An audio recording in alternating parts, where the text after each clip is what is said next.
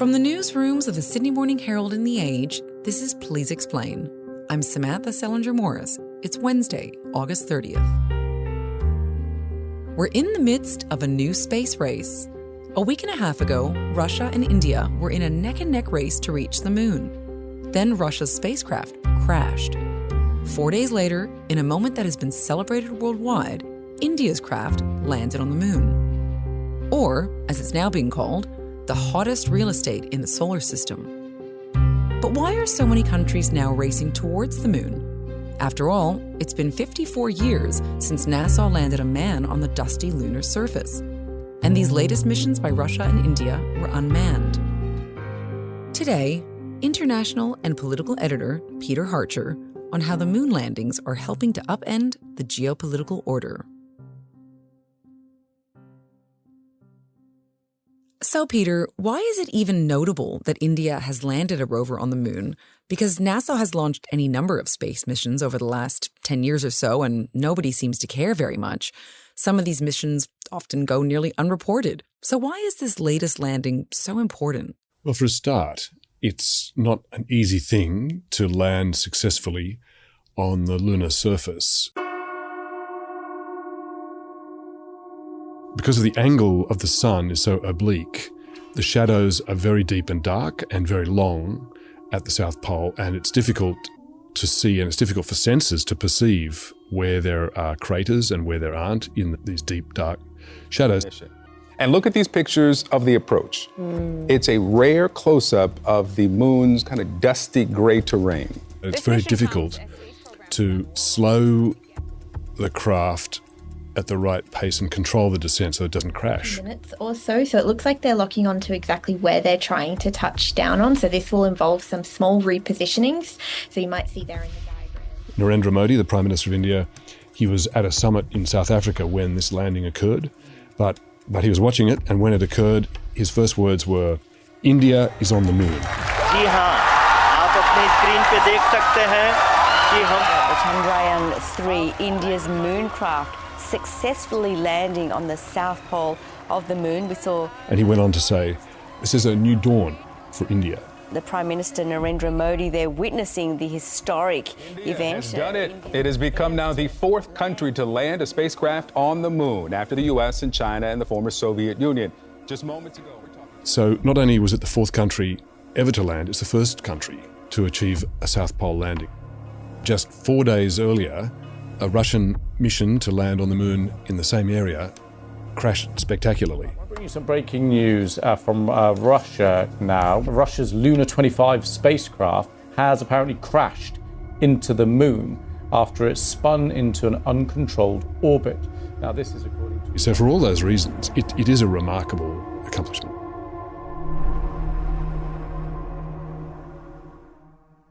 And was there a particular reason they were going for the South Pole of the moon? I mean, why there? Yes, there is. And there's going to be a lot more activity and landing by other countries near the South Pole for the same reason. And that is that since 2008, there have been a number of confirmed detections of water, or specifically ice, on the moon. So that opens up a whole new vista.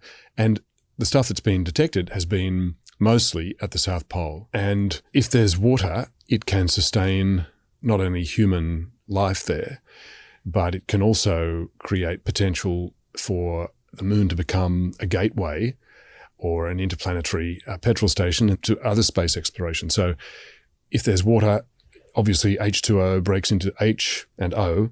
The O, oxygen, can be used to generate breathable air for permanent living on the moon, because that's what countries are now envisaging. Wow. And it can also be used, obviously, the water itself to be drunk, but the H part, hydrogen, can be used as rocket fuel. So if you're making rocket fuel on the moon, you can then use that fuel to power exploration elsewhere off the moon's surface. So that's why it's such a big discovery. Wow. And so to be clear, what you're talking about really is the potential for the moon to be a gateway to Mars, I guess, specifically, like the sort of linchpin that perhaps countries have been missing until now. Is that it? Yes. And that's right. And as part of the new US program, the Artemis program, the US is actually planning to build a permanent space station that rotates the moon. So spaceships from the Earth won't have to land on the moon. They can dock with this space station, fuel up with hydrogen fuel potentially from the space station, and then continue into deeper space. So there's all sorts of opportunities, options, interest and investment going into the moon, and these possibilities, with water being a particularly enabling and empowering element in every country's plans. Okay, so this is fascinating enough as it is, but you made it really clear in your article that beyond this, the latest moon landing and the moon crash, which we'll get to, also reflects a shift in geopolitical power. So first, let's talk about how this pertains to India. How has its moon landing affected the country's stature on Earth? Well, of course, as you know, space programs and moon landings have been a status symbol, a symbol of national power and pride from the beginning. And it started, of course, with the Russians. The Russians were the original space power. And their success, it was the Sputnik moment that spurred the US on to compete with the Apollo program. So it's been a badge of honor and national pride. And so it is today with India. So India can use that status and prowess now as an economic advantage as well as a strategic one. So, for example, India is already offering private companies the ability to launch from India's facilities. And this successful landing on the moon will only enhance its commercial reputation as well as its national status. Right. And Narendra Modi has an election campaign early next year. So what impact might this, massive achievement have on that, I guess? Well, of course, it can only be a booster to national morale, national pride. Modi next month is hosting a G20 summit in India, which he's also been promoting in India as a sign of India's emergence, its new power, its new standing in the world. Put that together with a successful moon landing, sky's the limit. Okay. Literally. Literally. And so I guess in contrast, of course, we've got the fact that Russia had a moon crash. They were within days of each other. And commentators have noted that Vladimir Putin was likely attempting a successful space venture to reflect his nation's greatness.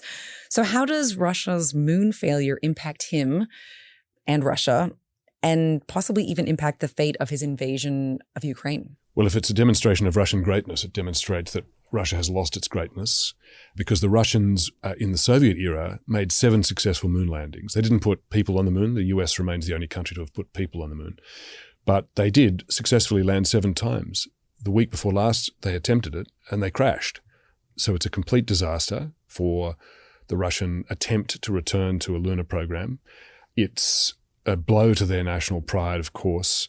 It makes Russia look inferior to India now. It marks a specific moment where you can say something that Russia was able to do 50 years ago, it can no longer do. It's been degraded and lost its capability. The Russians only decided to make this landing or attempt this landing, and they also were attempting to land on the South Pole, after the Indians said, we're going to be the first country to land at the South Pole.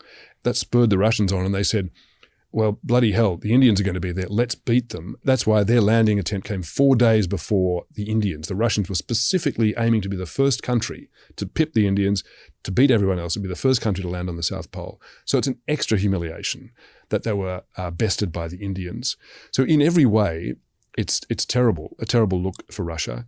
And it also is, I suppose, a further case study of what we see on the battlefield in Ukraine, and that is a degradation of the Russian capability that it once had to fight warfare, and now, as we see, high-tech space exploration as well. Peter, I wanted to ask you about something Leroy Chiao, a former American astronaut, wrote last week on CNN. He wrote that the race to space in the 1960s was seen as being almost as a war of survival. And it was, of course, a part of the larger Cold War between Russia and the United States. So what does this latest space race signify? Because as you've written, it isn't just Russia and India that are racing to the moon or seeking other space opportunities. Once again, I think it's an extension into, off the planet, of a rivalry and a confrontation that is occurring on the planet. So in the Cold War, it was the US versus Russia. And when the Cold War was over, the US kind of lost interest in the moon and wandered off to Mars, and the Russians just lost interest altogether, pretty much. But now it's a new confrontation. There is a new Cold War underway between the US and China. So that is the essence of it. those countries, but also now others, are positioning on the moon to claim advantage over Earth, as well as the moon itself. So, for example, it's widely anticipated in the defence strategic community that the next major war between major powers, the first strike won't be against a missile silo or a bunker. It will be against satellites. It will be against undersea internet cables. It will be to knock out communications. And because so much of the essential communications for warfighting are based in space, so all the targeting and the tracking facilities. So if you can command space, you can command advantage on Earth. And if you want to command space, having position and capability on the moon is a critical new advantage, and that's why they're all rushing for real estate. I saw one reporter somewhere described the moon as the hottest real estate not on Earth. In the solar system. That was the Wall Street Journal. I saw that as well. Okay. And I did see, and I think you might have had it in your piece as well, more than 400 public and private lunar missions are planned between 2022 and 2032 from a forecast made just a year ago of 250 over the same time span. I mean, does that surprise you, that massive escalation? Oh, absolutely. It's stunning. I mean, that's average about 40 missions to the moon a year.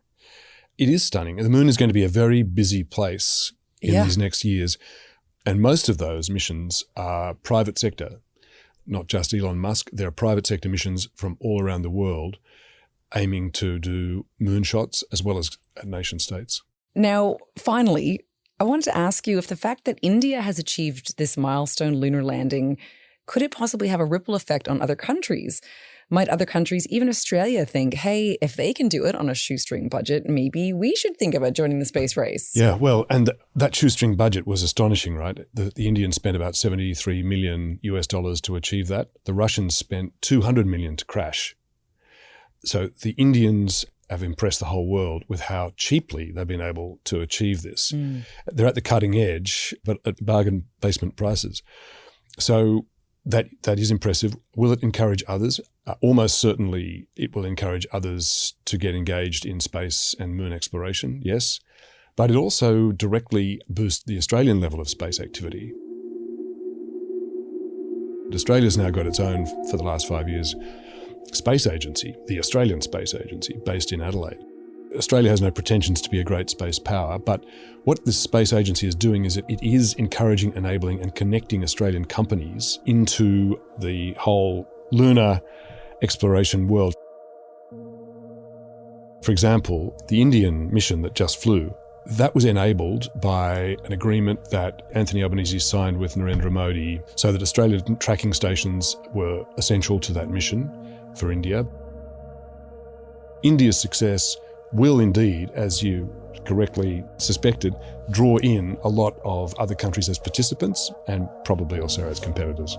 So perhaps Australia could be an emerging space nation, but if we want to live on the moon ourselves, perhaps we should hitch ourselves to India's program. Yeah, I don't know what the criteria are for Indian citizenship, but you're looking into it. Might be better off that way. Thank you, Peter, for joining us. Pleasure, Samantha.